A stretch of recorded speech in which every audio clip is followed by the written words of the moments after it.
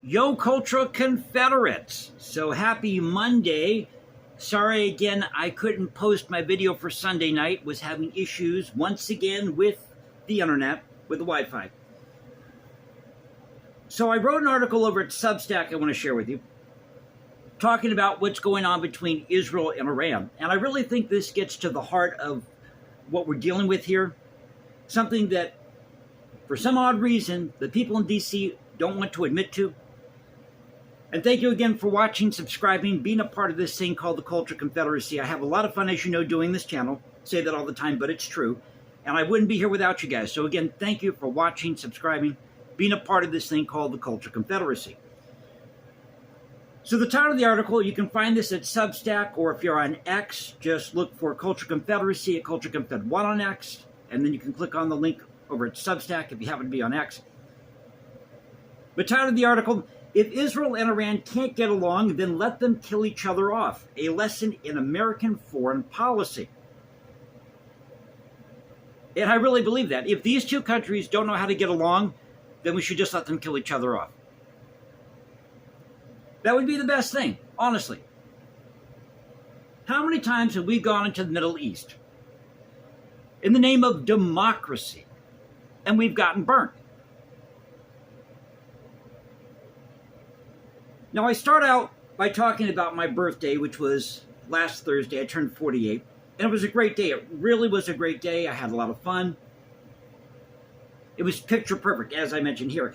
And then I talk about what's going on in the Middle East between Israel and Iran. So it starts out contrast. Thursday was my 48th birthday. The gray morning sky soon gave way to sunny, warm conditions. A light breeze spreading early summer's herbal scent. Windows cranked open, I blasted some jazz and symphonies by Clementi, Kozuluk, and Voracek, capping the evening off with a crock pot dinner. Pork chops soaked in lobster bisque and spinach, served with a side of hummus. Oh, that was good. It was so good. And for dessert, chocolate cake and ice cream, biking around the block, puffing on a corncob pipe as I waited for my savory reward. Meanwhile, the neighbors' grandchildren were trotting about the courtyard, dodging in and out of the path of an orange-inflated dinosaur with water spraying from its nose. A picture-perfect day, a reminder that all is well with the world. So I'm just going to read this straight through, not a lot of analysis here, just because I'm pressed for time. But roughly 6,700 miles away, the scene is far from serene. Two nations are currently at violent odds, Israel and Iran, Washington, D.C. delusional and in a political panic. This despite President Trump's successful mission of taking out the Iranian regime's nuclear arsenal, though that campaign has been downplayed in the runaway media. And we've seen reports of this. No, they didn't hit their arsenal or they didn't destroy it completely. But why are we there to begin with? If Iran is not a direct, immediate threat to the United States. Pete Hegseth, Secretary of Defense, lauded the military's recent airstrike while scolding the press during a briefing Wednesday, which was just fun to watch. As was Trump's F-bomb as he spoke with reporters before leaving for a NATO summit in the Netherlands. Now, that had me practically falling off my bed. My bed's my couch, it's where I eat, I live in a one-room apartment. It's where I work half the time when I do these YouTube videos or come up with the graphics for the video, doing research. But I almost fell off my bed. That was too funny. These two countries have been fighting for so long, they don't know what the F they're doing. Right on, Trump. And I didn't vote for Trump. Mr. President, Secretary Hegseth, your frustration is duly noted. Trump, Hegseth, and the D.C. elite, however, refuse to acknowledge the centuries-old elephant stomping through their backyard. That is, America's never-ending failed foreign policy. No circus trick or amount of peanuts will ever tame this mammal, let alone get rid of it. What's required is a few beehives. And again, how many times have we gone over to the Middle East or some part of Europe or have tried to calm things between Russia and the Ukraine, and nothing ever pans out? You would think, as I mentioned later in this article, that D.C. would get the hint here. But I guess there's just too many people grifting from the top. Elephants are instinctively spooked by bees. Conservationists use beehives to steer them clear of vegetation, undesired areas, and keep them with their herd. But no matter how many times Washington has been stung by our foes, They continued to trot into the path of the beehive, dishing out appeasement checks, sanctions, and peace treaties with pipe dream expectations, the very definition of insanity. And it is. It's pure insanity to be doing this time and time again and not get anything out of doing these peace treaties or sending appeasement checks or whatever it is. In October 2002, Congress passed a resolution giving the Bush administration authority to use military force to invade Iraq, with the belief that capturing Saddam Hussein would halt terrorism in the Middle East, even though Osama bin Laden had funded and orchestrated the 2001 terrorist plot.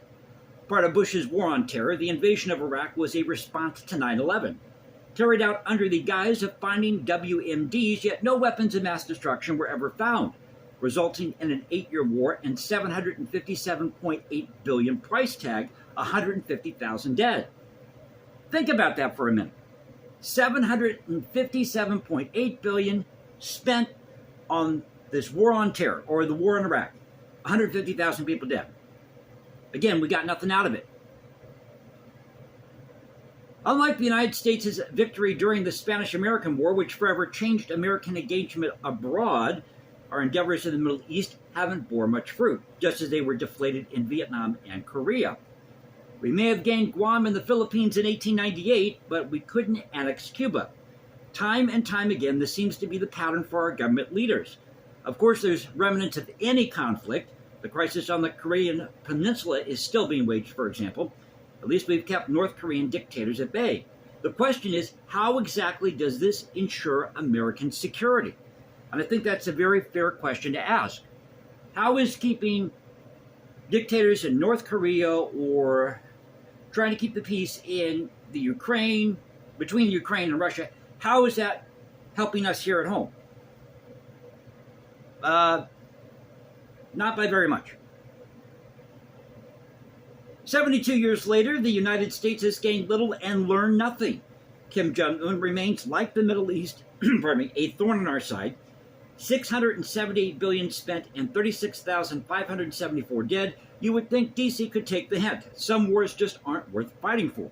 Now that surprised me, looking up what was going on during the Korean conflict, that we spent that amount of money in Korea, that amount of dead.